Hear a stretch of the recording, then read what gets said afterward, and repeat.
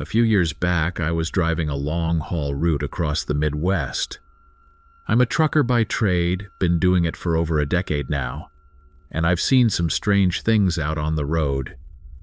But there was one night I'll never forget. I was heading west through Nebraska, having started out in Des Moines earlier that day. I wasn't in any rush, just a standard delivery, nothing urgent. The weather was fine. Clear skies, a bit of a breeze, and the traffic had thinned out by the time I hit the long stretch past Lincoln. It was the kind of route where you could go hours without seeing another vehicle once you got out into the open. It was a long night, and I'd been driving for most of it. My eyes were getting heavy, so I decided to pull into a rest stop off I-80, somewhere between North Platte and Ogallala. It was one of those isolated places where there's nothing but fields around for miles. The only light came from the few dim overheads scattered across the parking area, flickering faintly as bugs buzzed around them. You know the type of rest stop I'm talking about. Basic, no frills, just a few parking spots, some picnic tables, a vending machine that probably hadn't worked in years, and a restroom. I wasn't expecting much. Just a spot to get some shut-eye for a few hours. When I pulled in, there was only one other vehicle parked in the lot, another semi, off to the far end, with the driver's side door wide open. At first, I didn't think much of it. Maybe the guy stepped out for a smoke or something, or maybe he was in the restroom. I parked a little further down, turned off my engine, and stretched in my seat. The silence hit me immediately. No cars passing by on the highway, no wind, just the distant hum of bugs and the occasional creak of my truck settling. After a minute or two, curiosity got the better of me. I kept glancing at that other truck, wondering why the door was still open. I didn't see anyone around. The cab looked empty from where I sat. Normally, I'd mind my own business, but something felt off about it. I don't know if it was the way the door was hanging open, like it had been left in a hurry, or the fact that there were no other cars in the lot. But something didn't sit right. I decided to check it out. I grabbed my flashlight from the glove compartment and stepped out of my rig. The night air was cool, and the gravel crunched under my boots as I walked over to the other truck. I shined my light into the cab, calling out to see if anyone was there. No response. The cab was empty, but it wasn't just empty. It looked like someone had been living out of it. There were personal belongings scattered all over the place. A duffel bag half-zipped on the passenger seat, clothes spilling out of it. A half-eaten sandwich on the dash, a pack of cigarettes left open. It was weird. People don't usually just leave their stuff like that, especially with the door wide open. I felt a bit uneasy, like maybe I shouldn't be there. I backed away from the truck and gave one last look around the rest stop. Still no sign of anyone. I figured whoever it was would be back soon enough. Maybe they had an emergency or something.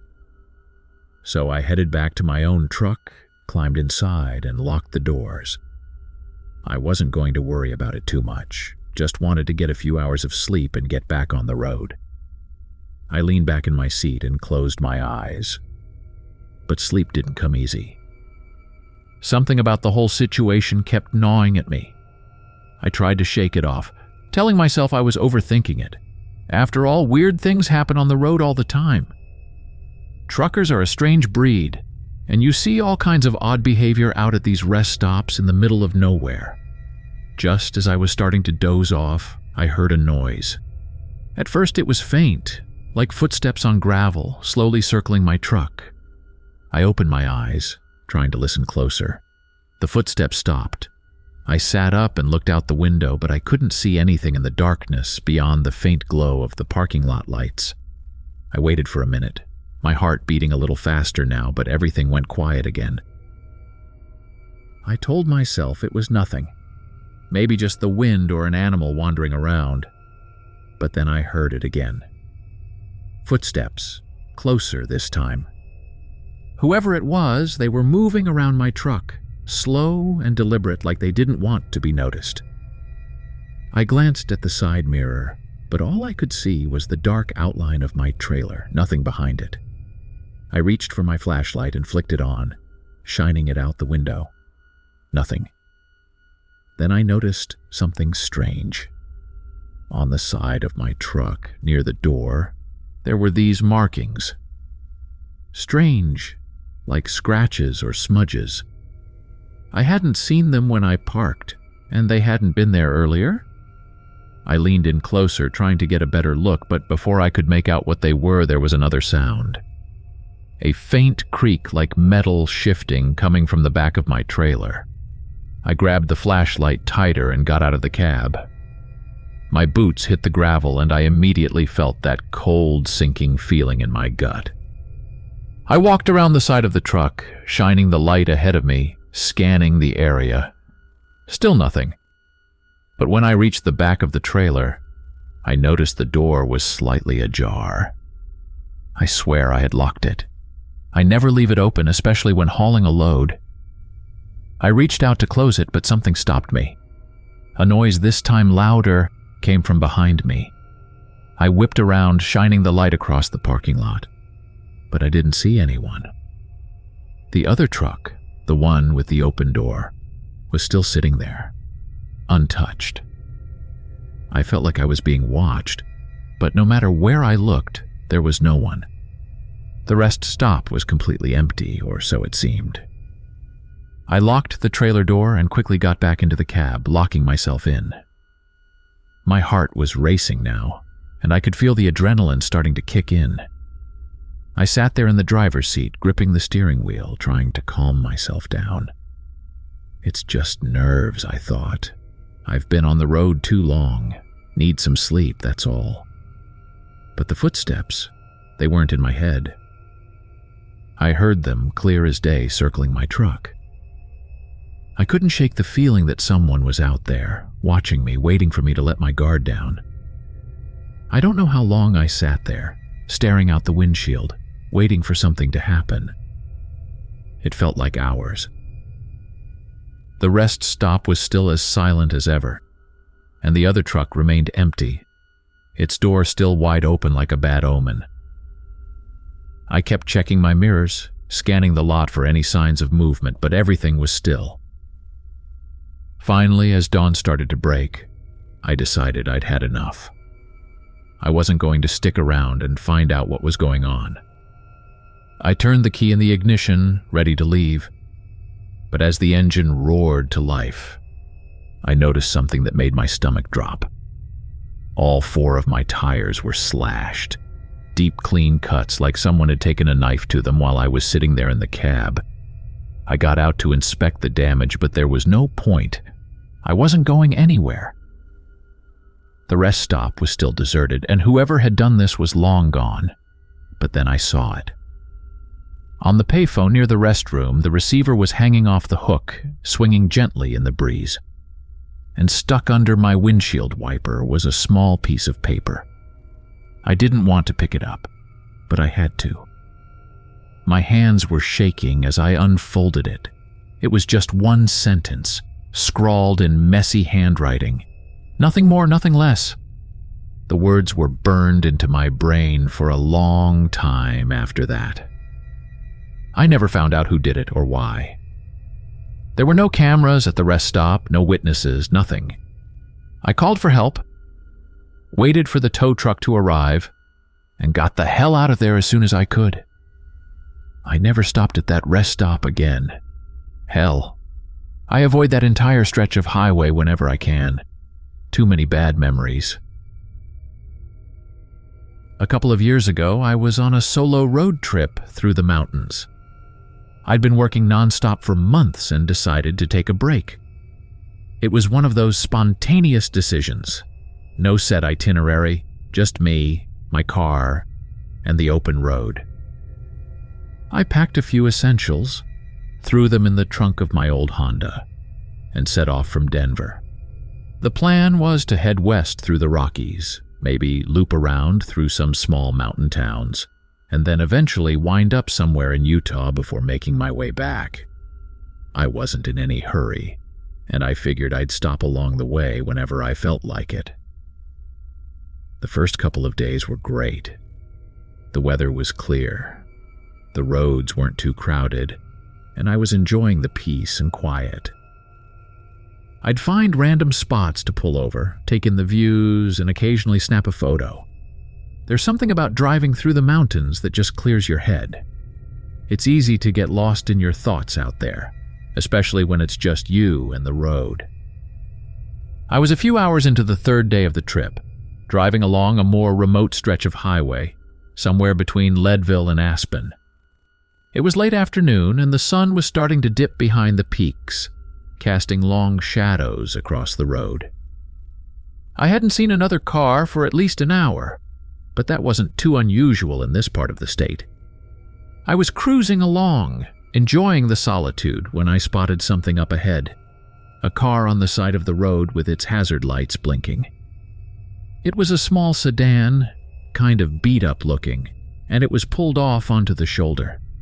At first, I figured the driver had broken down or maybe had a flat. But as I got closer, I noticed something that immediately made me feel uneasy. The car's driver's side door was open, and there was shattered glass all over the ground. That's when I saw the blood on the dashboard. I slowed down and pulled over a little further up the road, just out of sight from the broken-down car. My first instinct was to stop and help, but something about the whole scene didn't feel right. I stayed in my car for a moment, trying to figure out what to do. I hadn't seen anyone walking along the road, and there didn't seem to be anyone around the car either. The blood didn't look fresh, but I couldn't tell for sure from where I was sitting. I got out of the car, but I didn't go too far. I walked toward the other vehicle slowly, keeping my distance, just trying to get a better look without getting too close. When I reached the back of the car, I could see inside more clearly. The front seat was a mess.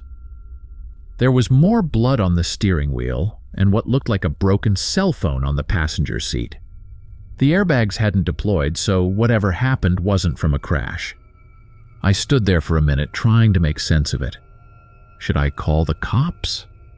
Should I try to find whoever was in the car? I didn't want to jump to conclusions, but the whole situation felt wrong. I pulled my phone out of my pocket, but as expected, in the middle of nowhere, I had no service. That's when I heard a noise. It was faint at first, like the sound of an engine in the distance, but it was getting closer. I turned around and saw headlights coming up the road behind me, moving fast. It was the first car I'd seen in a while, and for a second I was relieved. But as the car got closer, I realized something was off. The driver wasn't slowing down. In fact, they were speeding up. The car, a black SUV, pulled off onto the shoulder just behind my Honda, blocking me in. The driver's side door opened, and a man stepped out. He was tall, maybe in his late 30s or early 40s, wearing a baseball cap and a worn jacket. He didn't say anything, just stood there for a moment, looking at me and then at the car with the broken glass. There was something in his eyes that immediately put me on edge. He wasn't concerned, he wasn't curious. He looked, I don't know, satisfied, I guess. It's hard to explain, but I knew right then that something bad was about to happen. I slowly backed up toward my car, keeping my eyes on him the whole time. He started walking toward me, not in a rush, just steady, deliberate steps. As he got closer, I saw that he was holding something in his hand, a tire iron. My heart was racing at this point, and my first thought was to get the hell out of there. I turned and ran for my car, fumbling with my keys as I tried to unlock the door. I managed to get the door open just as I heard his footsteps speeding up behind me. I jumped into the driver's seat, slammed the door shut, and locked it. My hands were shaking so badly that I almost dropped the keys, but somehow I got the engine started. As I glanced in the rearview mirror, I saw him standing just a few feet away, that tire iron still in his hand, and this twisted grin on his face. I threw the car into reverse, backed up just enough to clear the SUV that was blocking me in, and then peeled out onto the highway. I didn't look back. My heart was pounding in my chest as I sped down the road, my mind racing with a million thoughts. What the hell had just happened? Who was that guy? And what the hell happened to the person in that other car? I drove for what felt like an eternity before I finally found a gas station, pulled over, and called the cops. When they showed up, I told them everything. The broken down car, the blood, the guy with the tire iron, all of it. They took my statement, and then one of the officers went back to check out the scene while another stayed with me. I was shaken up, but I tried to keep it together. After about an hour, the officer who had gone back to the scene returned.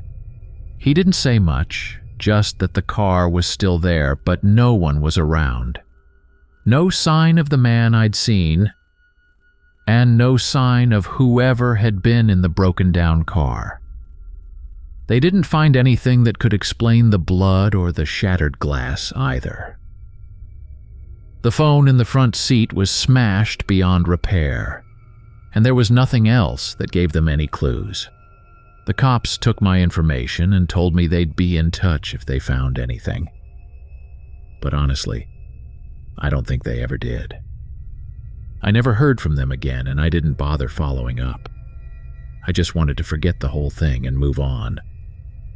But every now and then, I think about that night, and I wonder what the hell was really going on.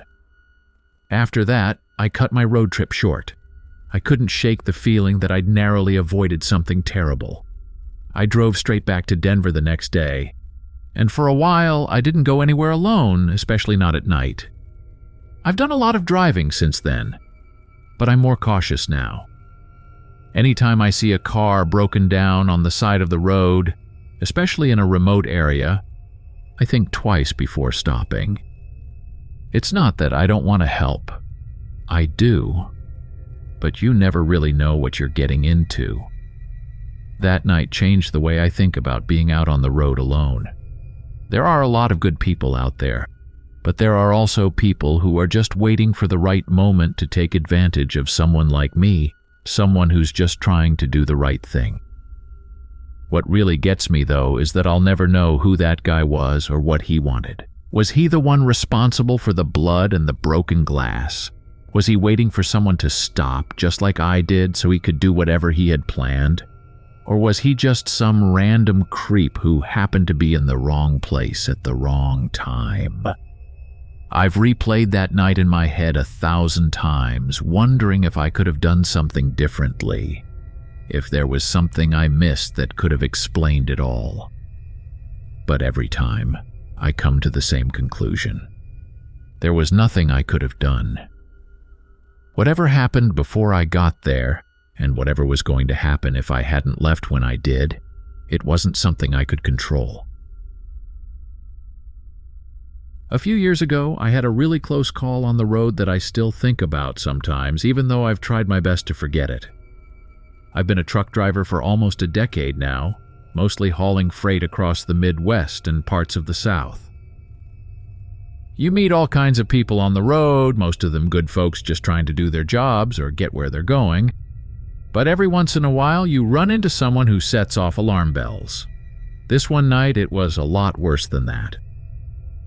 I was on a route from Kansas City to St. Louis. It was just a typical job. Hauling some general goods, nothing too valuable or interesting. I had left Kansas City in the late afternoon, and by the time I hit the interstate, it was already dark. I'm used to driving at night. In fact, I kind of prefer it because there's less traffic, and the road just feels more peaceful. I had my usual setup going, a playlist of podcasts and some snacks to keep me awake. It was a little after midnight when I passed Columbia, Missouri. The road ahead was dead quiet. No cars, no lights other than the occasional truck stop sign glowing in the distance.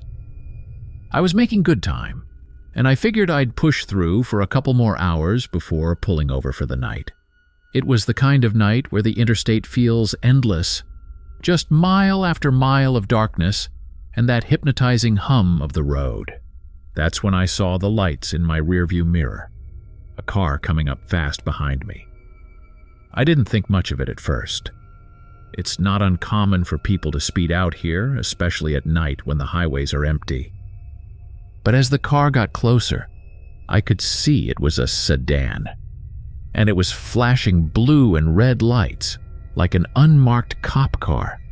I immediately slowed down, figuring they wanted me to pull over. My first thought was maybe I'd missed a speed limit change, though I was pretty sure I hadn't been going too fast. I signaled, pulled over to the shoulder, and put my hazard lights on. I wasn't nervous. This kind of thing happens sometimes, and I've never had any real trouble with the law. I figured I'd be polite, answer whatever questions they had, and be back on the road in no time. The car pulled up behind me, and I saw a man get out. He was wearing what looked like a police uniform, but as he got closer, something seemed off. His uniform was wrinkled, like he'd been wearing it for days, and he wasn't wearing a hat or anything official-looking. It was just him, his flashlight, and his badge, which didn't look quite right to me. I stayed in my cab, waiting for him to come over. My window was rolled down just a crack, enough to talk but not wide open. He came up to my door and asked for my license and registration. His tone was off too, not the usual direct but polite way cops usually speak. He sounded annoyed, almost aggressive, and I immediately felt uneasy. I asked what the issue was, and he muttered something about needing to inspect my truck. Now this raised red flags. I've been pulled over before, and unless you're doing something really wrong, cops don't usually care about your cargo.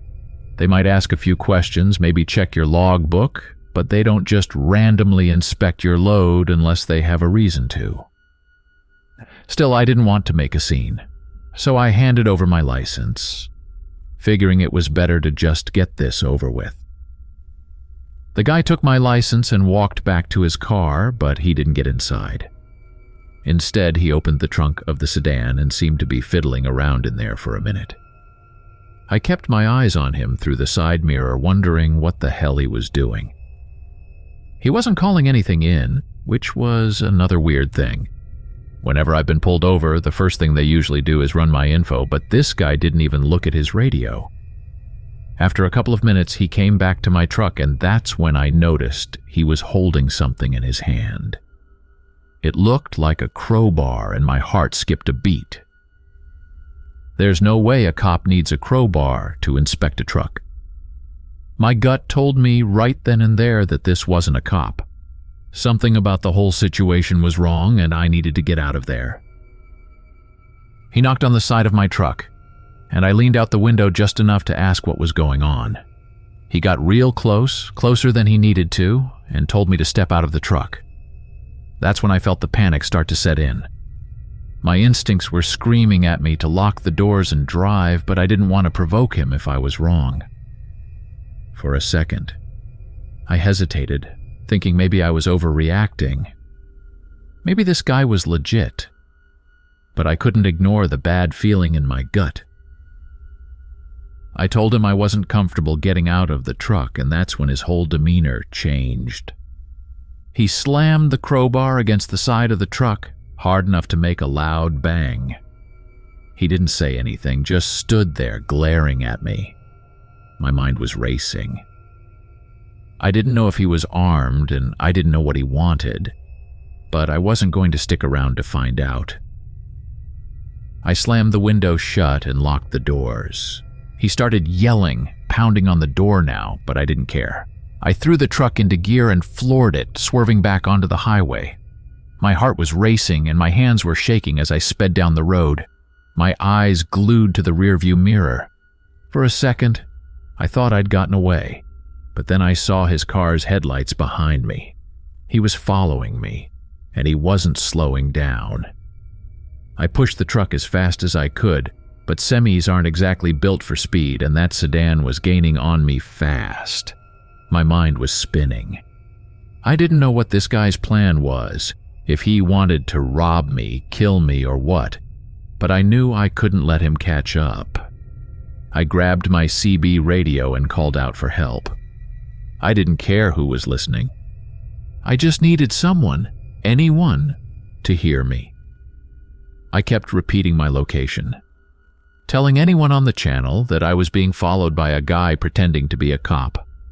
My voice was shaking, but I didn't stop talking.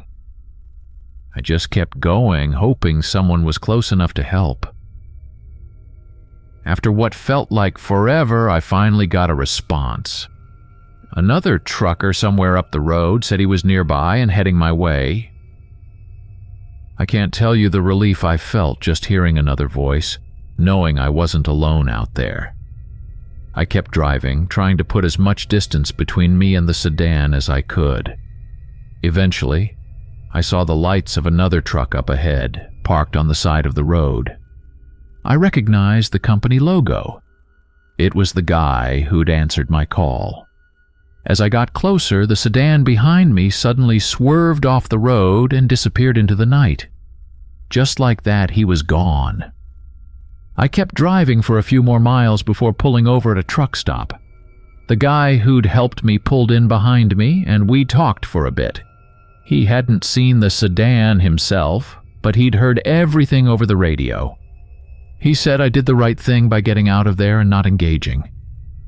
I didn't call the cops right away, mostly because I wasn't sure what to tell them. The guy hadn't actually done anything other than try to get me out of the truck, and by the time I would have called, he was long gone. I figured it would be more hassle than it was worth, and honestly, I just wanted to get some rest and put the whole thing behind me. I kept driving through the night, but I didn't stop again until I reached St. Louis. The whole time I kept glancing in my mirrors, half expecting that sedan to pop up again, but it never did. By the time I made it to my drop-off, I was exhausted, both mentally and physically. I parked my truck, grabbed a quick nap in the cab, and then finished the delivery. I never saw that guy again, and I hope I never do. But I've thought about that night a lot since then, wondering what would have happened if I'd gotten out of the truck or if I hadn't been able to get away in time. I don't know what he wanted, and I don't care to find out. The road is dangerous enough as it is without people like that out there, trying to take advantage of drivers who are just doing their jobs. About 2 years ago, I had an experience on the road that I still can't fully wrap my head around. I was driving a route through the Nevada desert. If you've ever driven out there, you know how desolate it can be. Long, straight stretches of highway with nothing but sand, rocks, and the occasional tumbleweed. No towns for miles. Just the open desert and a handful of rest stops that feel like they're in the middle of nowhere. Because they are. The night I'm talking about, I was driving along US Route 95, heading south from Reno toward Las Vegas. It's a route I've taken more times than I can count, but it never feels any less isolated when you're out there in the dark, miles away from the nearest bit of civilization. I'd left Reno in the early evening, aiming to make it a good way down the highway before pulling off to rest. The cargo I was hauling wasn't time-sensitive, so I wasn't rushing, but I did like the idea of getting a few more hours behind me before the night really set in. By the time I was a couple of hours out of Reno, the sun had set completely, and the temperature had dropped. It's one of those things about desert driving that always throws me off. How hot it can be during the day and how bone-chilling cold it gets at night. The road ahead of me was empty, just a ribbon of asphalt cutting through the dark. I didn't mind, though. That's one of the things I actually enjoy about truck driving, the quiet. Just the hum of the engine and the road stretching out in front of you. No distractions, no noise, just your own thoughts for company. It was probably around 11 p.m. when I first noticed the truck. I didn't see it at first. It was the headlights that caught my attention in my side mirror. They were far back, just a couple of faint dots in the distance, but I kept an eye on them. Out there, you don't see a lot of traffic at that time of night, so when you do, it stands out. I didn't think much of it at first. I figured it was another trucker, maybe someone hauling through the night to make up time. But after a while, I realized that the truck wasn't passing me even though it was catching up to me. If you've ever driven long stretches of highway, you know the feeling. Someone comes up behind you, they pass, and that's the end of it. But this truck wasn't doing that. It was hanging back just far enough to stay in my mirror, but not so close that I could make out any details. Just the two headlights in the distance, sitting there like they were watching me. I sped up a little, thinking maybe I was just going slower than I thought, but the truck matched my speed, staying just far enough behind me to keep me from getting a good look at it. I remember feeling a little uneasy, but I pushed it to the back of my mind. It's not unusual for drivers to hang back like that. Sometimes they're just pacing themselves or waiting for a good spot to pass. I didn't think it was anything more than that at the time. I kept driving, the miles ticking by, but the truck didn't pass. It stayed there, keeping pace with me. After about half an hour of this, I started to get annoyed. I don't know what it was. Maybe just the fact that it felt like the driver was messing with me. I've been on the road long enough to know that people can be weird out there. But usually they keep to themselves. This felt different. I decided to let it go. I told myself I was overthinking it, and if the trucker wanted to follow me for whatever reason, fine. It wasn't hurting me. I turned up my music and tried to focus on the road. But every time I glanced in the mirror, those headlights were still there, always at the same distance, never getting closer, never falling back. Eventually, I pulled off at a rest stop. It wasn't anything fancy, just a small pull-off with a couple of parking spots and a restroom that looked like it hadn't been cleaned in years. I needed a break, and I figured this was as good a spot as any to stretch my legs and take a piss. As I pulled into the lot, I glanced back in my mirror and saw the headlights following me off the highway. I parked my truck and watched as the other truck slowly pulled into the lot behind me. Now this was where things started to feel really off. There were a couple of other trucks parked in the lot, but they were spaced out, engines off, drivers presumably asleep in their cabs. The truck that had been following me parked at the far end of the lot, a good distance away from the other trucks. Its engine was still running, but the driver didn't get out. I waited for a minute, figuring maybe he was just stopping for a break like I was, but after a couple of minutes, nothing happened. The truck just sat there, engine idling, headlights off. I got out of my cab and stretched, trying to shake off the stiffness in my legs, but I couldn't help glancing over at the truck every few seconds. The lot was dead quiet, and there was no sign of the driver. I debated whether I should just get back in my truck and keep going, but I needed to use the bathroom, and I wasn't going to let some guy's weird behavior stop me from taking care of that. I headed toward the restroom, keeping an eye on the truck as I walked. When I reached the restroom, I hesitated before going inside, glancing back at the truck one more time. The door to the cab was still closed, and there was no movement. I ducked into the bathroom, did my business as quickly as possible, and hurried back to my truck. When I got back into my cab, I sat there for a minute, watching the truck. Its engine was still running, but there was no sign of life.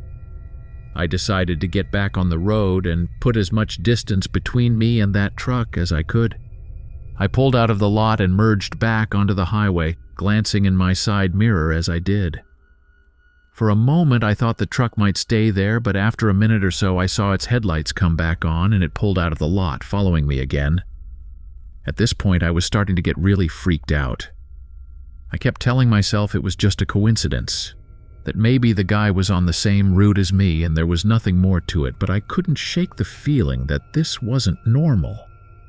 I sped up again, pushing my truck a little harder than I usually would, but the other truck kept pace, never getting too close, just hanging back in the shadows.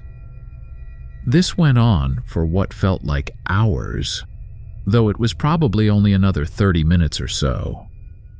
Eventually, I couldn't take it anymore. I decided to pull a trick I'd learned from another trucker years ago. I slowed down gradually until I was almost crawling along the highway, hoping the truck would get impatient and pass me. For a minute, it seemed like it might work. The headlights got closer, and I thought the driver was finally going to overtake me. But just as they got close enough for me to make out the shape of the truck, they slowed down too, matching my pace again. At that point, I knew this wasn't some random driver.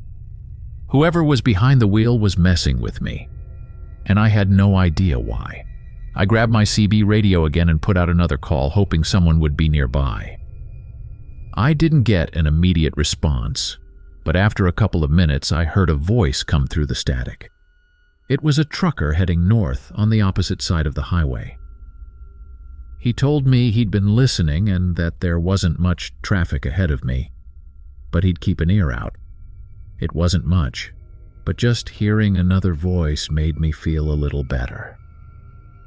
I decided to keep driving, hoping the guy would eventually give up and leave me alone. But the longer I drove, the more it became clear that wasn't going to happen. Every time I looked in my mirror, those headlights were still there, always at the same distance, never getting closer, never falling back. Eventually, I saw a sign for another rest stop, and I decided to pull in, figuring I'd rather be stopped in a place with more trucks around than keep driving alone with this guy following me. As I pulled into the rest stop, I saw there were a few more trucks parked this time, and I felt a little more at ease. I parked near the middle of the lot and watched as the other truck pulled in behind me again, parking at the far end of the lot like before. This time, I didn't get out of my truck. I wasn't going to give him another chance to do whatever it was he had planned. I locked my doors, turned off the engine, and sat there watching the other truck. Its engine was still running, but again, the driver didn't get out. I must have sat there for over an hour waiting for something to happen, but nothing did. The truck just sat there, its headlights off, engine idling. Eventually, exhaustion started to catch up with me, and I decided to try and get some sleep. I figured if the guy was going to do something, he would have done it by now. I don't know how long I slept, but when I woke up, the other truck was gone. The lot was quiet, and there was no sign of the guy who'd been following me. I didn't waste any time. I fired up my engine and got back on the road, not stopping until I reached Las Vegas later that morning. I never found out who was driving that truck or why they were following me. I told a few other truckers about it later, and some of them said they'd had similar experiences, trucks or cars tailing them for miles only to disappear without a trace. But no one had any answers, just theories. A couple of years back, I was hauling a load of high-value electronics from Dallas to Chicago. It was one of those cross-country runs that you don't mind because the pay is good, but at the same time, you're always a little on edge. High-value loads attract trouble, especially if people know what you're carrying. I'm always careful not to talk about the details on the radio or with anyone at rest stops. Too many ears out there. But even when you're cautious, things can go wrong. This trip was one of those times. I had been on the road for about 10 hours already and was making decent time. It was late in the evening, and I was somewhere near Springfield, Missouri, planning to push through for a few more hours before stopping for the night. Traffic had thinned out, and the road was mostly clear, just the occasional semi or car passing by. The weather was fine, clear skies, no wind, and cool enough to keep the AC off and just roll with the windows cracked a little. I was listening to the radio, mostly static with the occasional country song cutting through, when I noticed something odd up ahead. There was a white van pulled over on the side of the road, its hood propped open, and a couple of guys standing around like they were trying to fix something. I've seen a lot of breakdowns over the years, and normally I wouldn't think twice about it, but something about the way they were acting didn't sit right with me. One of the guys was standing a little too far from the van, more like he was watching the road than paying attention to whatever was wrong under the hood. As I got closer, I could see they were watching me. Not in the way people glance at passing cars or trucks, but more like they were studying me. One of them raised his hand like he was going to flag me down, but I wasn't stopping for anything that night. I passed them without slowing down, but I checked my mirrors as I did. The moment I passed, the guy who had been standing away from the van quickly walked back to it, and they both got in. The hood was still up, but they didn't seem too concerned about that anymore. I picked up my speed a little, not wanting to give them any time to catch up. I've heard of setups like this before. Guys pretend to have car trouble, and when you pull over to help, they jump you or rob you. It's common enough that most truckers I know don't stop for anyone unless they absolutely have to. I kept an eye on my mirrors as I drove, expecting to see the van come up behind me at any moment, but it didn't. I figured maybe they had a real problem after all and couldn't follow me. Or maybe they were just trying their luck, and I hadn't fallen for it. Either way, I wasn't going to stick around to find out. I stayed on the road for another couple of hours, crossing into Illinois and feeling a little more relaxed as the miles ticked by. The encounter with the van slipped to the back of my mind. It was getting late, and I was starting to feel the fatigue setting in. I decided to pull into a rest stop outside of Effingham, Illinois. It was one of those basic rest areas, just a couple of parking spots, a restroom, and some vending machines. There were a few other trucks parked there, most of them with their lights off, drivers likely sleeping inside. I pulled into a spot at the far end of the lot, away from the other trucks, and shut off the engine. As soon as I got out of the truck, I noticed another vehicle pull into the lot, an old beat-up van. It wasn't the same white van I had seen earlier, but it was similar enough to catch my attention. I stood there for a minute, watching it park a couple of spaces down from me. The engine stayed running and no one got out. At this point, I was feeling uneasy again, but I tried to brush it off. I needed a break, and there were other truckers around, so I figured I'd be fine. I grabbed my wallet and phone, locked the truck, and headed for the restroom. I did my business and splashed some cold water on my face to wake up. As I was leaving the restroom, I noticed two guys walking toward my truck. One of them was the same guy I'd seen standing by the white van earlier. My stomach dropped. There was no way this was a coincidence. I kept my distance, watching from the side of the building. The two guys were standing near the back of my trailer, talking quietly and glancing around like they were trying to make sure no one was watching. I didn't like the look of it. I was debating whether to confront them or just get back in my truck and leave when one of them walked over to the side of my trailer and crouched down, messing with something underneath. That's when I knew for sure they were up to no good. My truck was carrying nearly $500,000 worth of electronics, and these guys were definitely after it.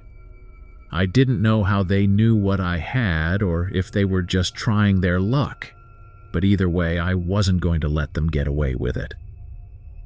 I didn't want to start a confrontation, especially since there were two of them, and only one of me, so I decided to try and get to my truck without them noticing.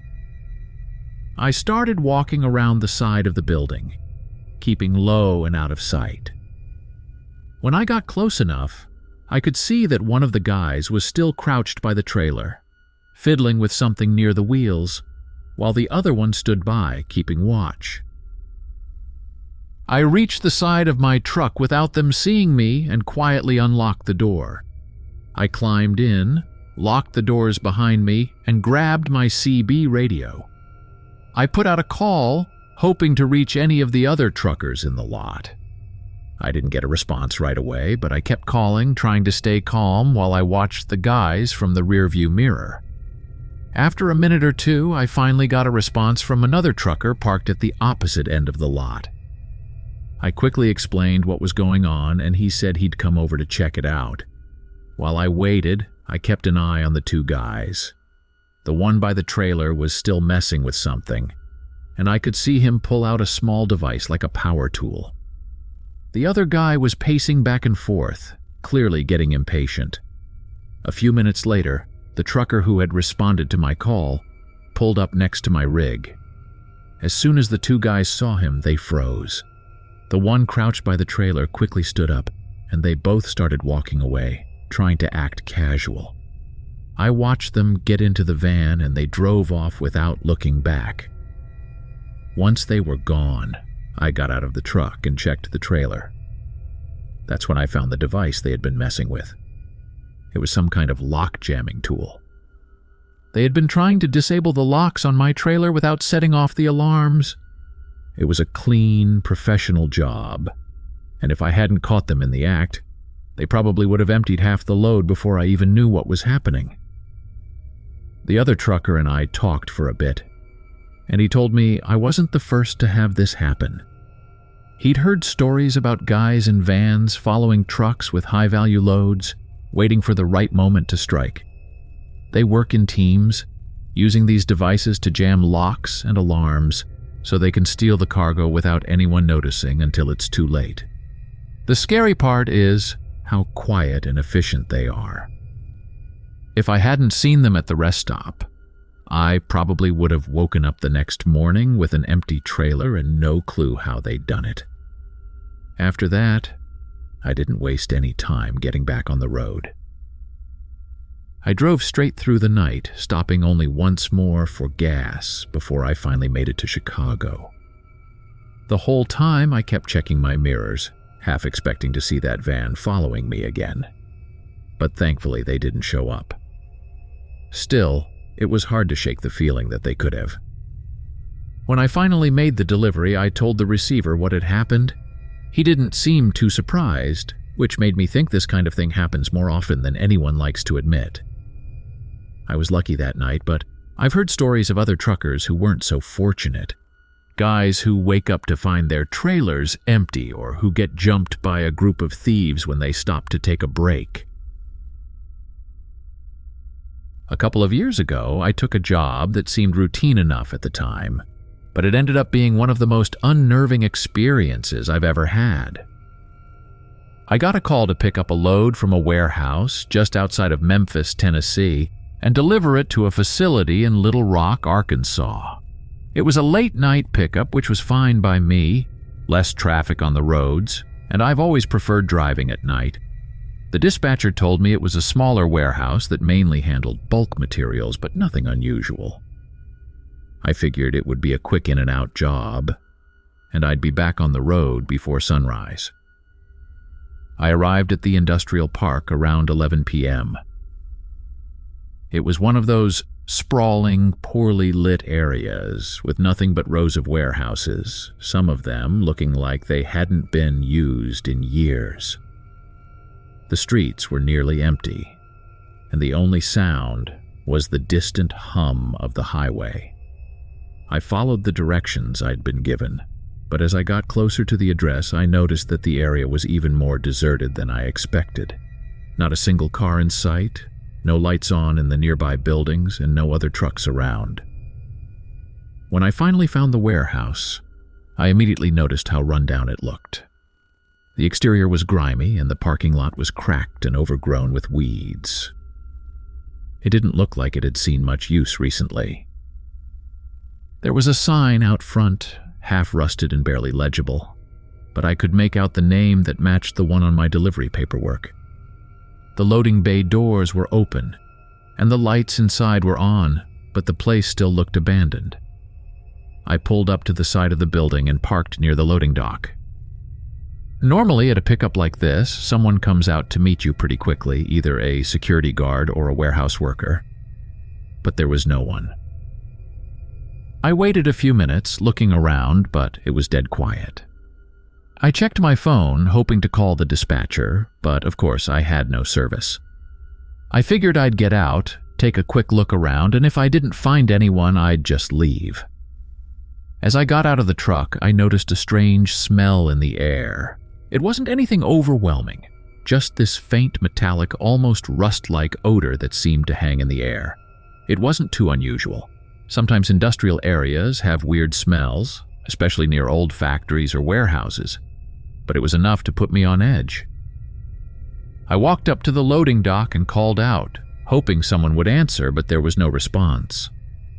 The dock itself was cluttered with empty pallets and crates, some of them covered in dust like they hadn't been touched in weeks. I stepped into the warehouse, shining my flashlight around. The inside was just as grimy as the outside. There were rows of shelving units, most of them empty, and a few pieces of equipment scattered around. The fluorescent lights overhead flickered occasionally, adding to the eerie atmosphere. I kept walking, expecting to find a worker or at least some kind of sign that the place was still operational, but there was nothing. No forklifts moving, no paperwork on desks, just a whole lot of silence. It was as if the place had been abandoned in a hurry. I checked my paperwork again to make sure I was in the right spot, but everything matched up. I was about to head back to my truck when I noticed something on the floor near one of the shelving units. At first, I thought it was just some rags or discarded packing material, but as I got closer, I realized it wasn't. It was a pile of blood-stained cloth, and next to it, a shattered cell phone. The blood wasn't fresh, but it wasn't old either. I felt a chill run down my spine, but I kept telling myself that maybe it was an accident. Someone cut themselves working, and just left it there, but still, it didn't sit right with me. I started to get this gnawing feeling that I shouldn't be there. I decided to head back to the truck and figure out my next move. As I turned to leave, I heard a faint sound coming from the far end of the warehouse, near the back offices. It wasn't loud, just a soft creaking, like a door slowly opening or closing. I froze for a second, listening. It could have been the wind, I told myself. But there was no wind that night, and the warehouse was sealed tight. I started walking toward the sound, not because I wanted to investigate, but because my truck was parked near that side of the building. As I got closer to the back offices, the smell I'd noticed earlier grew stronger. It wasn't just that metallic odor anymore. It was something else, something rancid. The kind of smell you only encounter when something's gone really wrong. I reached the door to the office area and hesitated. It was slightly ajar, and through the crack, I could see a dim light flickering inside. I didn't want to go in, but at the same time, I felt like I needed to see what was happening in there. I pushed the door open slowly, and the first thing I noticed was the desk. It was covered in paperwork, but it wasn't organized. Everything was scattered, as if someone had been rifling through it in a hurry. There was a faint buzzing sound, and I looked up to see an old ceiling fan wobbling overhead, barely turning, as if it hadn't been serviced in years. The office itself wasn't very big, just a small room with a desk, a couple of chairs, and filing cabinets. But the smell was overwhelming in there. It hit me like a wave as soon as I stepped inside, and I almost gagged. I don't know why I kept moving forward, but I did, my heart pounding in my chest. That's when I saw the blood. There were splatters of it on the floor leading to the corner of the room where a cabinet had been knocked over. It wasn't a lot of blood, but enough to make my stomach churn. I didn't want to know what had happened in there, but it was impossible to ignore. I backed out of the room quickly, feeling my pulse racing. I rushed back to my truck, my thoughts spinning. I didn't know if I should call the police or just get out of there. My first instinct was to leave, but I felt this overwhelming sense that something terrible had happened in that warehouse, and maybe it wasn't over yet. As I climbed into my truck, I noticed something else that I hadn't seen before. Parked just beyond the far corner of the building, partially hidden by some trees, was a black SUV.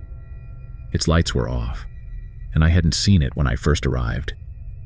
It hadn't been there earlier. There was no way I would have missed it. I stared at it for a moment, my heart pounding even harder now. There was no movement inside the SUV, no sign of anyone, but it was enough to convince me that I needed to leave. I started the engine and pulled out of the lot as fast as I could, trying not to look back. The moment I hit the main road, I floored it, putting as much distance between me and that warehouse as possible. I drove for at least an hour before I finally stopped at a truck stop just outside Little Rock. I sat there for a while, trying to process what I had just seen. I thought about calling the cops, but what was I going to tell them? That I found some blood in an abandoned cell phone? That I smelled something bad and saw an SUV that didn't belong? I didn't have any real proof that something terrible had happened. And I didn't want to get involved in something I didn't fully understand. I ended up finishing the job and making the delivery the next day, but the whole thing stuck with me. I couldn't stop thinking about that warehouse, about how empty and abandoned it felt, even though the lights were still on and the doors were open. It was like the place had been frozen in time, left behind by whoever had been there before me. I never heard anything about it after that. No news reports, no police investigation, nothing. It was like it never happened. Like whatever went down in that warehouse had been wiped clean. But I know what I saw. That blood, that cell phone, the SUV. None of it made sense, and it still doesn't. I've been back to Memphis since then, but I avoid that industrial park whenever I can. I don't know what was going on there, and I don't want to find out. This happened in 2019. It was a routine trip from Denver, Colorado to Albuquerque, New Mexico. I was hauling a standard load. Nothing valuable, just a bunch of furniture and supplies. I'd done the drive plenty of times before, and it's one of those routes that's mostly long stretches of highway through empty desert and small towns. Not a lot of traffic, and by the time night falls, the road is pretty much yours. I don't mind that. In fact, I usually prefer it. Less distraction, fewer people to deal with. I was making good time, cruising through the dark, with nothing but the distant lights of occasional small towns breaking up the blackness of the desert night. It must have been around 11 p.m. when I saw a car on the side of the highway, hazards blinking. It was one of those older sedans, a little beat up but not ancient. I spotted a guy standing near the front, waving his arms, trying to get my attention as I approached. It wasn't uncommon to see people broken down on those long stretches of highway, especially in the middle of nowhere. I didn't think much of it at first. Normally I wouldn't stop, but the guy looked desperate and there weren't any other cars around. I figured maybe his phone was dead or he couldn't get a signal to call for help. I pulled over a little ways ahead of him, keeping my truck idling, and got out. The guy jogged up to me looking a little frantic. He was in his late 30s or early 40s, wearing a jacket and jeans, and he looked like someone who'd been on the road for a while. He didn't seem like a threat, just some poor guy stuck out in the middle of nowhere, and I could sympathize with that. He said his car had broken down and asked if I could take a look at the engine. I agreed, mostly just wanting to help him out and get back on the road. As I walked over to his car, I started to get that feeling in my gut. The one that tells you something isn't right. It's hard to explain, but little things were starting to add up. The car didn't look damaged, and the hood wasn't popped open like it should have been if he had been messing with the engine before I arrived. But I pushed that thought aside and figured maybe he was just not too familiar with cars. When I leaned in to check under the hood, things got a lot weirder. There was nothing visibly wrong with the engine. No steam, no smell of oil or gas, nothing to suggest that this car had actually broken down. That's when I heard footsteps behind me. I turned around just in time to see two other men walking toward me, coming from behind the car. They must have been hiding just out of sight. My heart dropped. It was clear at that point that this wasn't some stranded motorist situation. I didn't wait for them to explain themselves. One of the guys had something in his hand. A tire iron, maybe? I didn't get a good look because all I could think about was getting back to my truck. I took a step back, trying to stay calm, but I could see the guy closest to me, the one who'd waved me down, shifting like he was getting ready to make a move. They didn't say anything. They didn't need to. The whole thing clicked in my head all at once. This was a setup, and I had walked right into it. I backed up toward my truck, keeping my eyes on the three of them. They weren't rushing me, which made it worse. They were confident, like they'd done this before and knew how to handle the situation. When I was about 10 feet from my truck, the first guy, the one who had waved me down, made his move. He lunged at me, and that's when everything kicked into high gear. I turned and sprinted the last few feet to my truck, hearing the other two guys behind me, their footsteps pounding against the pavement. My heart was hammering in my chest. I slammed the door shut, locked it, and threw the truck into gear. My hands were shaking, but I managed to get the truck moving, pulling out onto the highway as fast as I could. As I sped away, I looked in the side mirror and saw the three of them standing there, watching me. They didn't try to chase me. They didn't have to. They'd almost gotten me, and I think they knew that. The whole thing had been perfectly timed, perfectly set up. I just got lucky, reacting a second faster than they expected. I drove for miles, my hands gripping the steering wheel so tight my knuckles were white. My mind was racing. I didn't know what they'd planned to do if they'd caught me. Maybe they wanted to rob me, or maybe it was something worse. Whatever it was, I wasn't going to stick around to find out. The next town wasn't for another hour or so, but I wasn't stopping until I was somewhere well lit with people around. I finally pulled into a gas station just outside of Las Vegas, New Mexico. It was one of those brightly lit 24-hour places with a few cars in the lot and a couple of truckers filling up. I parked my rig and sat there for a minute, trying to calm down, but my heart was still pounding. I was drenched in sweat and my hands were shaking so bad I could barely hold my phone. I thought about calling the cops, but what was I going to say? 3 guys tried to jump me out in the middle of nowhere, but I didn't get a good look at them or their car. They hadn't actually done anything, and I wasn't even sure where exactly it had happened. I didn't have GPS tracking on my truck back then, so I couldn't pinpoint the exact spot. It was just another stretch of desert highway with nothing around for miles. After a while, I got out, filled up my tank, and bought a cup of coffee from the station. I felt like everyone was watching me, but I tried to act normal. The cashier probably thought I was a mess, but he didn't say anything. I sat in my truck for a bit longer, drinking my coffee and trying to shake off the adrenaline, but I couldn't stop thinking about what had happened. I kept playing the situation over and over in my head, thinking about how close I'd come to whatever those guys had planned. If I hadn't reacted as fast as I did, if I'd hesitated for just a second longer, they would have been on me. I'd probably be lying in a ditch somewhere. My truck gone. My load stolen. Maybe worse. The thought made my stomach turn. I stayed at that gas station for a couple of hours, just trying to steady myself. Eventually, I got back on the road and finished the trip, but I didn't feel right the whole way. Every time I passed a car on the side of the road, I tensed up. Every time I saw someone waving for help, I sped up.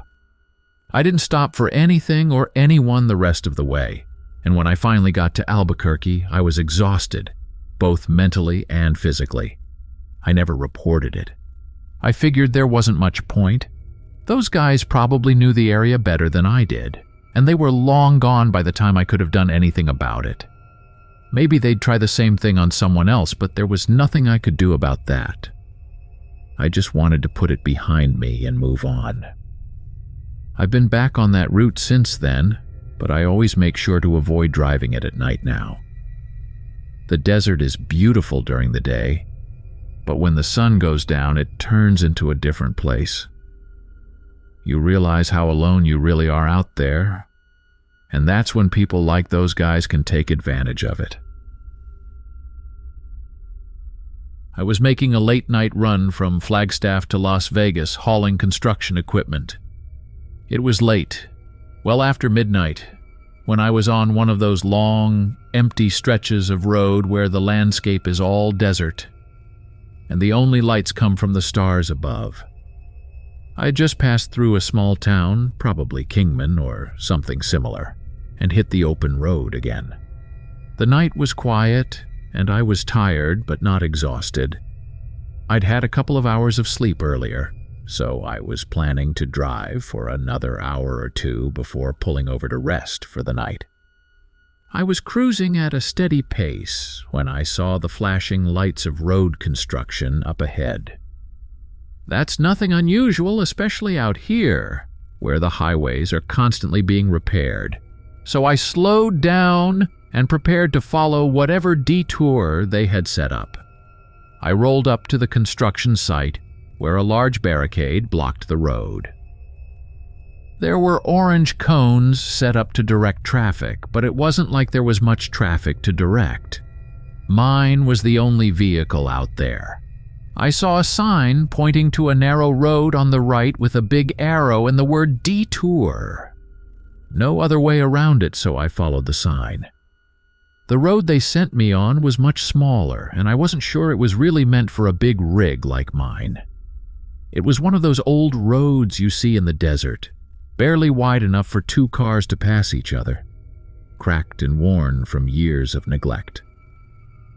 But I didn't have much choice. The detour sign said it was the way around the construction, so I kept going. The road started to climb, winding up into the hills. The higher I got, the narrower the road became. At first it was just a little tight, but soon enough, I was hugging the shoulder to make sure I didn't drift off the edge. The drop wasn't massive, but it was steep enough to make me nervous, especially in a loaded truck like mine.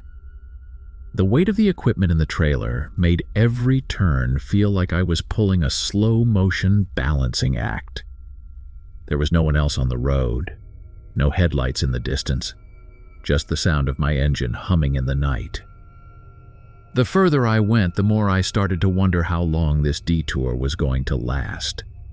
It felt like I'd been driving for a while without any sign of the main highway, and I hadn't seen any markers or signs in miles.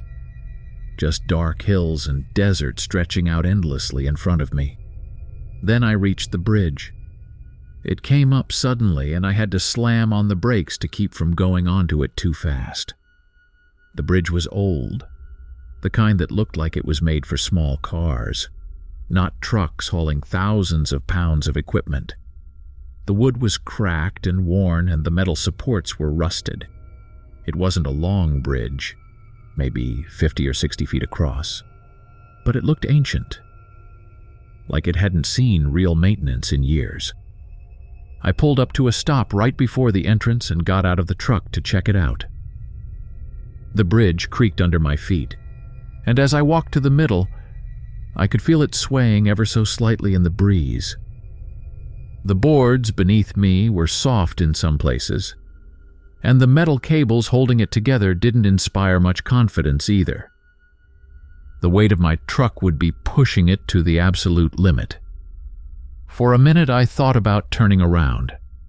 But looking back at the road I had just come up, I realized I had no real option. There were no turnoffs, no places wide enough to pull a U-turn, and the road was too narrow to reverse all the way back down. I'd come too far. I had to cross. I got back into the truck and slowly inched forward. The wood creaked even louder this time, and I could feel the weight of the truck pressing down on the boards. Every few feet, the entire structure seemed to groan like it was straining to hold together. I was halfway across when I heard a loud crack, followed by a metallic clank. I stopped. For a moment, I just sat there, my hands gripping the wheel so tight my knuckles were white. The bridge swayed slightly, but nothing else happened. The crack was sharp, and I could tell something had given way under the weight. I looked in my rearview mirror but couldn't see much in the dark, just the faint outline of the road behind me. I took a deep breath and pressed forward, moving as slowly as I could without stopping completely. The bridge groaned again, and another loud crack echoed through the night. I was almost at the other side when I felt the back of the truck dip suddenly. The bridge shook violently. And for a split second, I thought the whole thing was going to collapse. I hit the gas and lurched forward. The back of the trailer scraped against the bridge as it sagged, but I managed to get the front wheels onto solid ground. The moment I was clear of the bridge, I heard another snap. And in the rearview mirror, I watched as the middle section of the bridge collapsed into the ravine below, taking part of the trailer with it. I stopped the truck and jumped out, running to the back to see the damage. The rear of the trailer was hanging off the edge, swaying slightly as the weight shifted. I couldn't believe it. I had made it across, but just barely. If I had been going any slower, or if the trailer had been just a little heavier, the whole thing would have gone down with me in it. I stood there for a while, just staring at the wreckage of the bridge, trying to process what had just happened. The rest of the road stretched out in front of me, winding through more hills, and I realized I was still in the middle of nowhere. I had no idea how much further the detour would take me, and now I had a damaged trailer to deal with. There was no cell signal out here, and the night was so quiet it was almost suffocating. I got back into the truck, trying to put as much distance between myself and that bridge as I could. The road continued to narrow as I climbed higher into the hills, and it felt like the detour was leading me deeper and deeper into the middle of nowhere. I hadn't seen another car, truck, or even a house since I'd taken that turn off the highway. After what felt like hours of driving, I finally saw a sign up ahead. It was an old, rusted road marker pointing back toward the highway. Relief washed over me as I followed the arrow, thinking I was finally getting out of this maze of hills and narrow roads. But the road that led back to the highway wasn't any better than the one I'd been on. It was steep, and the turns were tight, making it almost impossible to maneuver the truck without worrying about going off the edge. My hands were shaking, and my whole body was tense as I navigated the twists and turns. Then, out of nowhere, I felt the truck lurch again. The rear tires slid on the loose gravel, and the whole rig tilted dangerously toward the edge. I slammed on the brakes and sat there for a moment, breathing hard, staring at the drop-off just a few feet away. My trailer was hanging halfway off the road, and I knew that if I moved too quickly or took the wrong turn, I'd go right over the edge. I got out again and looked at the situation. The road was barely wide enough for me to straighten the truck out, and there was no way to reverse without risking the trailer pulling the whole rig over. I was stuck. There was no choice but to try and ease forward, hoping the road would level out before the trailer pulled me over the side. I climbed back into the cab, gripping the wheel tighter than ever. I inched the truck forward, feeling the weight shift with every movement. The road creaked and groaned under the strain, and I could feel the edge of the trailer dragging against the dirt. Every second felt like an eternity, but eventually, the road started to level out. The trailer straightened, and I breathed a sigh of relief as I got back onto solid ground. I didn't stop after that. I kept driving, my hands trembling, my heart racing, just wanting to get back to the main road. Finally, after what felt like hours, I saw the lights of the highway ahead. The moment I hit the smooth pavement of the interstate, I felt like I could finally breathe again. I pulled over at the first truck stop I saw, parked the rig, and just sat there for a long time. I couldn't believe what I'd just gone through, the detour, the bridge, the narrow roads. It all felt like a nightmare, but it was real. I don't know how I made it out of there without losing the truck or worse. 3 years ago, I drove from Dallas to Phoenix transporting construction materials. I'd done this route plenty of times before, and it's usually pretty straightforward. It was a typical late-night drive somewhere in the middle of New Mexico on one of those long, desolate highways where there's nothing but desert for miles in every direction. I think I was on US Route 60, maybe a few hours past Clovis, heading west. It was late, probably close to midnight, and the road was dead quiet. There were no other cars, no towns nearby, just pitch-black desert and the occasional dim glow of a distant house or ranch. I don't mind driving at night. I actually prefer it most of the time. Less traffic, less hassle. But out there in the middle of nowhere, when you're completely alone, it can get to you. The silence, the darkness. It's like the world just stops. I was cruising along trying to focus on staying awake when I saw something up ahead.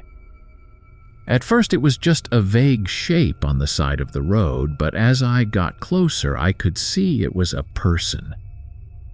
A woman walking along the shoulder. She was barefoot and her clothes looked torn up like she'd been out there for a while. She had long dark hair, and even from a distance I could tell she wasn't in good shape. My first instinct was to pull over and see if she needed help. It was the middle of the night and we were miles from anywhere. No way someone should be walking out here alone, especially looking like that. So I slowed down and pulled off to the side of the road a little ahead of where she was. She didn't react at first, just kept walking like she didn't even notice me. I rolled down the window and called out to her, asking if she needed help. She still didn't say anything, just kept walking, her eyes straight ahead. I thought about driving off. Something about the whole situation felt off. But I couldn't just leave her out there. So I put the truck in park, got out, and walked toward her. As I got closer, I noticed there was something odd about the way she was moving. She wasn't stumbling, but there was this strange stiffness to her steps, like she was in a daze or something. When I finally caught up to her, I asked if she was okay, if she needed a ride somewhere. She finally stopped and turned to look at me. Her face was pale and she had this blank expression like she wasn't fully there. I couldn't see any obvious injuries, but there was this dark stain on her dress near her side. It looked like blood, but I couldn't be sure in the dim light. I asked her again if she was okay, and after a few seconds she nodded. Her voice was quiet, almost like she didn't want to speak, but she asked if I could take her to the next town. I didn't feel right about leaving her there, so I agreed. I walked her back to the truck, opened the passenger door, and helped her climb in. As soon as she got into the cab, she just sat there staring straight ahead. I asked if she was hurt, but she didn't respond. I figured maybe she was in shock or something bad had happened to her. I wasn't about to press her for details. My priority was just getting her somewhere safe. I got back in the driver's seat and started driving again. The silence in the cab was heavy. She wasn't saying a word, just staring out the windshield. I tried to ask her a couple of questions, what her name was, where she was headed. But she didn't answer. She just sat there staring ahead with that same blank expression. After a few minutes, I decided to leave her alone. Maybe she just needed time to gather herself. I figured we'd pass a gas station or a small town eventually, and I could drop her off where she could get some help. The problem was, out there on that stretch of highway, there wasn't much of anything for miles. We drove for what felt like an hour, and the whole time she didn't move or say a word. The atmosphere in the truck was starting to get to me. There was something about the way she was sitting there, so still and silent, that made me uneasy. I kept glancing over at her, hoping she'd say something, but she didn't. She just kept staring out the windshield, her hands resting on her lap, fingers trembling slightly. Then I saw the lights up ahead. It was a police checkpoint, one of those temporary setups where they stop cars for routine checks or sobriety tests. I hadn't expected to see anything like that out here, but I was relieved. I figured I could stop and explain the situation, maybe get the police to take her somewhere safe. I pulled up to the checkpoint, and as soon as we came to a stop, I got ready to roll down the window and talk to the officer. But before I could say anything, something strange happened. The woman in the passenger seat started shaking, her whole body trembling. Her hands were clenched into fists, and she was staring at the floor of the truck. I didn't know what to do. She looked like she was on the verge of a panic attack. I glanced over at the police officers, and they were already walking toward the truck. One of them had a flashlight, and he shined it into the cab. I told him about the woman, explained that I had picked her up walking on the side of the road, and that I didn't know what was going on with her. But when the officer looked inside the cab, his face changed. He motioned for the others to come over, and they all gathered around the truck, their expressions serious. The officer asked me to step out of the truck, so I did, figuring they wanted to check everything out. They opened the passenger door, but when I looked back, the woman was gone. The seat was empty. No sign of her. The officers seemed confused, and so was I. There was no way she could have just disappeared like that. I didn't know what to say. I tried to explain again that I had picked her up, that she'd been sitting right there next to me. But the cops didn't seem to believe me. They asked if I'd been drinking or if I was tired. I wasn't. I knew what I'd seen.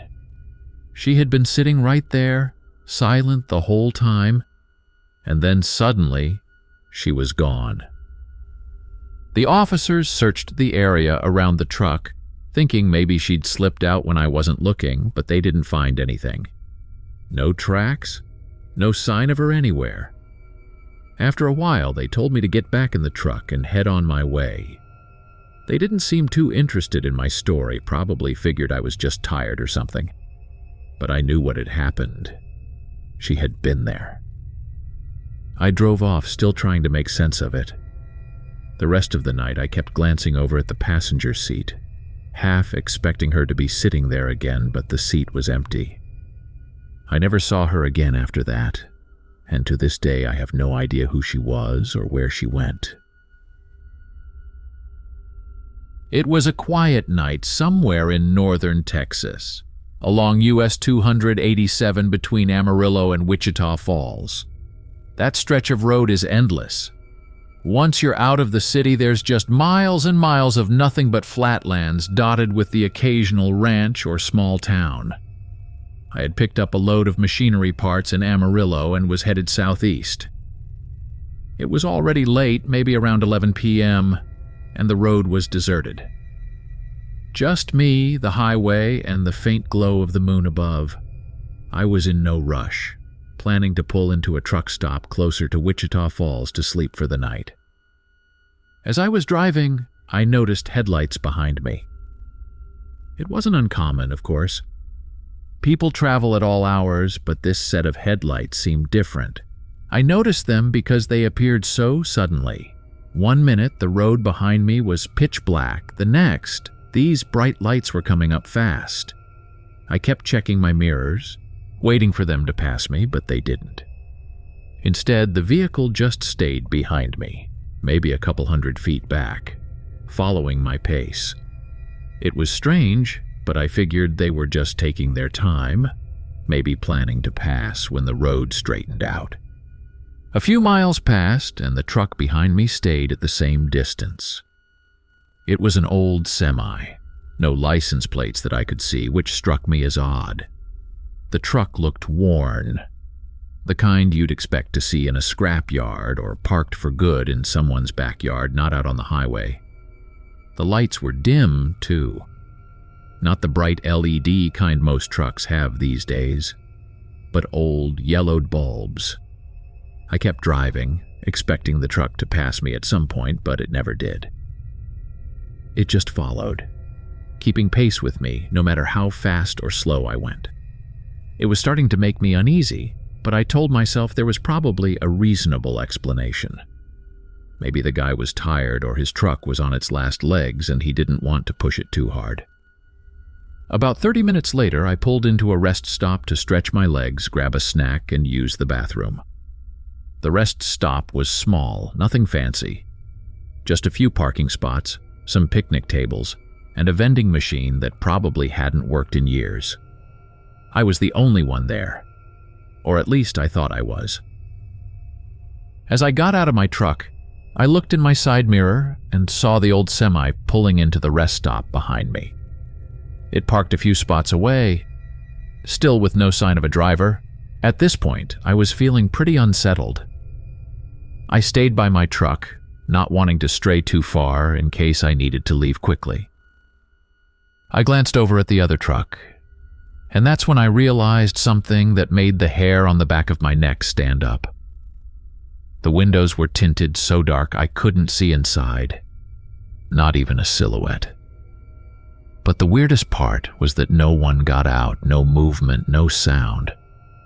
The truck just sat there, engine idling. I tried to brush it off and tell myself it was nothing. I've seen plenty of weird stuff on the road, but this was starting to feel different. I was about to get back in my cab and just drive on, but something made me pause. I stood there for a few minutes, waiting, watching, thinking, maybe the driver was just taking his time or maybe sleeping in the back. But the longer I waited, the more I started to feel like I was being watched. There was a small bathroom at the rest stop, so I quickly jogged over, trying to shake off the weird vibe I was getting. I kept my eyes on the truck the whole time, half expecting the driver to step out at any moment, but no one did. I rushed through the bathroom break and got back to my truck as quickly as I could. As soon as I was back inside, I locked the doors and sat there for a moment, just staring at the old semi parked a few spots away. I started the engine and pulled out of the rest stop, my heart racing a little as I got back on the highway. I kept an eye on my mirrors, and sure enough, the old truck pulled out right after me. It stayed behind me, the same distance as before, never getting closer, never falling back. I tried to keep calm, telling myself it was just some guy with an old rig, maybe following the same route as me. But then it got weirder. The truck started flashing its high beams at me, once, twice, then again like it was trying to get my attention. I slowed down a bit, thinking maybe he wanted to pass, but he didn't. The lights kept flashing, and it wasn't like a normal trucker's signal.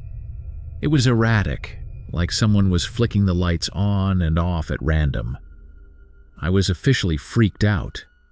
I sped up, trying to put some distance between us, but the truck matched my speed, never letting me out of its sight. It was like something out of a nightmare. No matter what I did, the truck stayed right behind me, those dim headlights looming in the distance. I kept driving for what felt like forever, hoping I'd see another car or a state trooper or something. But there was nothing, just miles and miles of empty road. The whole time, the old semi kept following, never passing, never pulling away. I tried switching lanes, slowing down, speeding up. Nothing worked. It was like the driver was playing some kind of twisted game with me. Eventually, I saw a sign for a truck stop up ahead and decided to pull in. Maybe if I stopped somewhere with more people around, the driver would back off or at least stop acting so strange.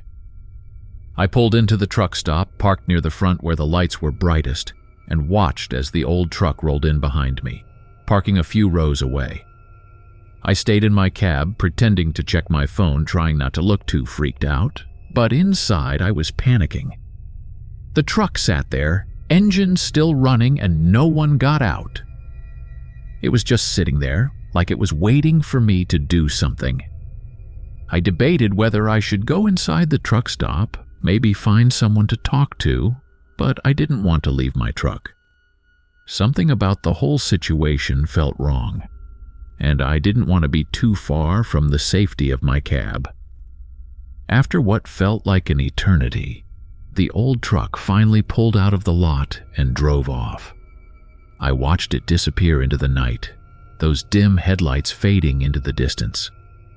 I sat there for a while, trying to calm down, but I couldn't shake the feeling that I'd just narrowly avoided something bad. I eventually got back on the road, but I didn't see the truck again that night. I made it to Wichita Falls without any more incidents, but the whole experience stuck with me.